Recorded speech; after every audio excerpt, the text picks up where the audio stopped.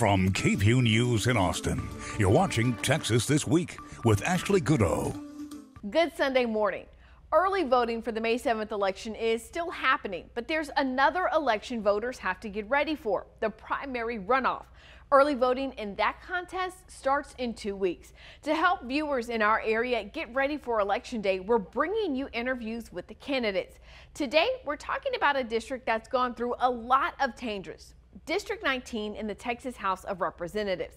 Now, D19 used to be in East Texas. Now, it includes parts of Travis County along with Burnett, Blanco, Gillespie, and Kendall counties. These voters were previously separated into 4 different districts.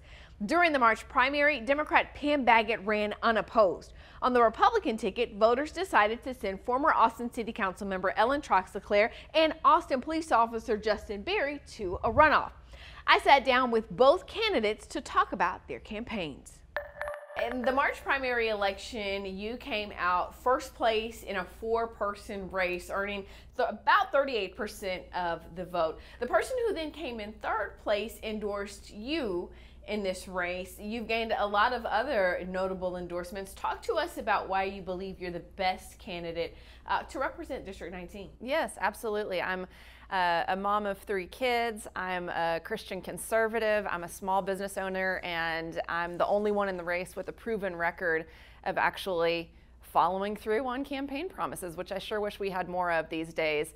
I am endorsed by both of the other candidates that did not make it into the runoff. Obviously, we were on the campaign trail together, so they had a good insight into my work ethic, my character, and my goals for the district.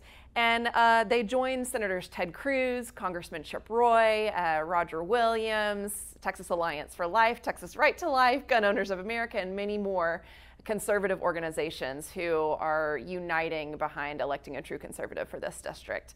And I'm running because I'm tired of being sold out. We have got to secure the border. We have to protect our kids, and we have to stand up for truth. I feel like our country is at risk, and Texas must lead the way back to sanity. In the March primary election, you came out in 2nd place in a 4-way race, gaining about 35% of the vote, just behind former Austin City Council member Ellen Troxler's 38%. The candidate who came in 3rd in this race turned around and endorsed Troxler. So I want you to tell voters why you believe you are the better candidate. I ask people not to necessarily hear what I say, but look at my record. Look at what I've done as a public servant for the last 15 years as a police officer.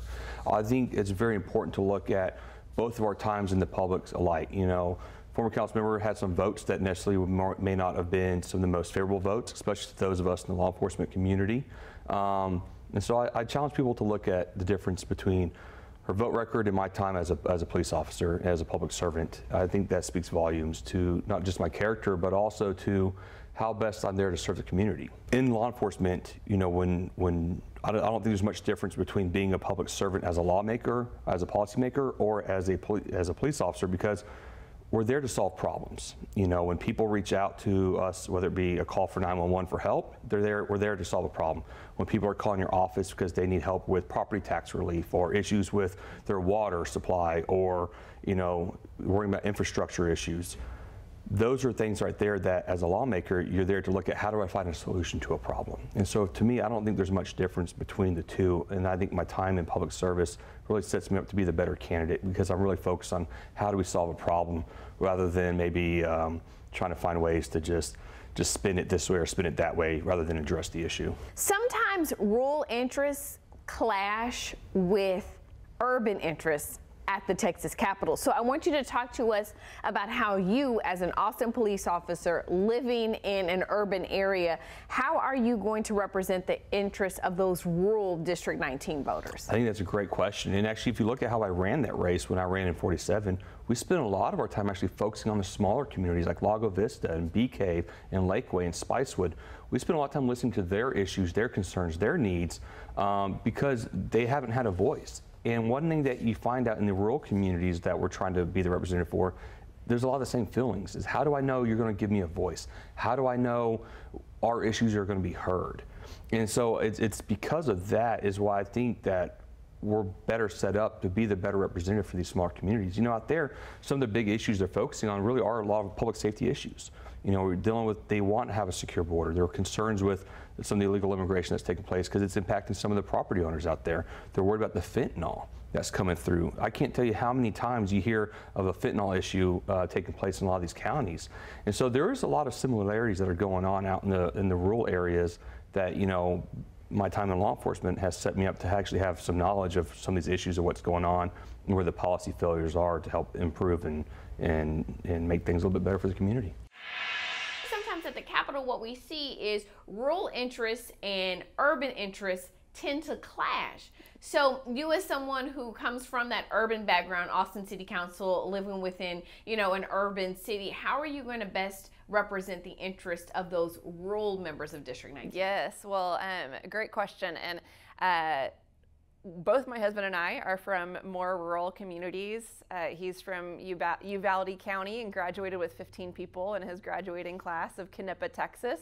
And I'm from Flower Mound, where it was more pasture land than strip malls. So that is our background. We found ourselves in Austin because that's where the jobs were after we graduated from college. Mm-hmm. And even though it wasn't where we planned on raising our family and setting down our roots, it was really the property tax issue that I realized somebody's got to do something. We're going to be taxed out of our home. We had saved money, both worked 2 jobs to save money to buy our first home in Austin. And it was shortly after that we got our first property tax bill and realized we're going to be taxed out of our home sooner rather than later. And rather than give up, I mean, the easy thing to do would have been to run and to sell the house and to get back to our more rural roots. But we prayed about it and ultimately kind of woke up with the true conviction that we have to fight where we're most needed. And so even though the odds were not in my favor, I did run and win and serve as the only conservative on the Austin City Council. And we've since moved out, and of course I stayed in the city during my entirety of my 4-year term, but we have since moved outside of Austin, about 45 minutes west of here. We also own land in Mason County, and we spend as much time out there as possible close to Fredericksburg. So this is a district that we do have roots in, I would say. And in fact, my father-in-law has worked with farmers in these communities for decades as the AgriLife Extension agent, making sure that the ranchers and farmers have the tools and resources that they need to produce crops and raise cattle. So yes, I served on the Austin City Council because I thought that was where I was being called and where I was most needed. But this district, the Hill Country, really is the true heart of Texas. It is the last, gosh, when I think of what we need to do to keep Texas red, I think of the people across the Hill Country who have stood up time and time again from the encroachment on the big cities. And there's no one that is better prepared than I am after serving as a chief of staff for conservative legislators for 10 years, serving on a local city council, serving as a senior fellow at the Texas Public Policy Foundation, and just being an absolute conservative fighter for the past 2 decades to really understand those dynamics and ultimately stand up for what is right and get Texas back on the right track. What do you believe is the most pressing issue for the residents in District 19? Securing the border. If we do not get that under control, it is impacting all other parts of our government, all other parts of our schools. It is an absolute financial and a humanitarian and a public safety crisis.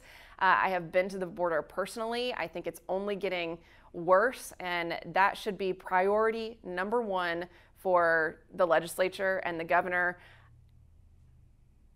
And from there, of course, we can do more things at once, and I will still continue to be an advocate on all the other issues that I listed, but I think border security is priority number 1. What do you believe is the most pressing issue for the residents in District 19 right now? You know, a lot of it's coming down to is everyone's getting their property tax bill right now. So you're hearing a lot of calls about I'm being taxed out of my house. You're actually hearing that. It's no longer I may be taxed out of my house. You're now hearing the conversations, I will be taxed out of my house. I am going to have to look for a place to move, but then where do I move to because I can't afford anything else? So you're hearing that not just in Austin, but you're also hearing that in Kendall County. You're hearing that out there in Burnett County. You're hearing that out there in Gillespie County and Blanco County. There are real concerns about the growth and the rise in property values and the ability to afford the taxes that are coming with that. What you've seen this morning is just a small portion of my interviews with the candidates. You can watch our full interviews to learn more about them and their stances on policy on the KVUE YouTube channel. Now, a few reminders about the May 24th election. The last day to apply for a mail-in ballot is May 13th. Early voting starts May 16th and runs through May 20th.